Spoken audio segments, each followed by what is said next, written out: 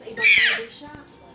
Sa barber naman gagawin ni Tatay Juanito ang ibang maraming misyon.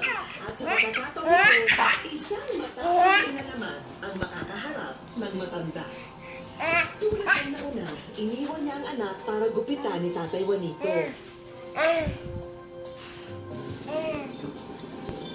Pero pagbalik ni nanay, naku, nagalit siya sa barbero. Hindi ba itong ginawa mo? Sabi ko trim lang. Eh, di naman ginawa mo. Eh,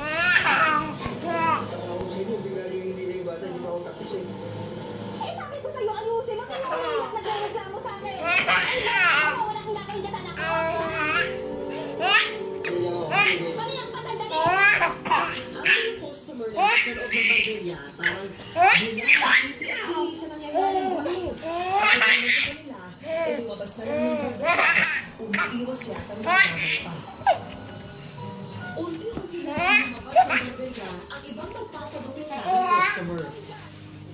Wala na nang tumulong sa mata ng barbero kahit nakikita na nilang nasasaktan na si Tatay Juanito. Dito eh. Ay! Ano? Ako ko eh. Kanina pa to eh. Marunong ka ba lang yan? Tingnan mo yung ginawa kayo ng anak ko. Naku, mabuti pa kung sino mag-aalala sa video sa anak ko. Hindi na ka pa maayos. Ang bakay kasalanan? Ha? Ang bakay kasalanan?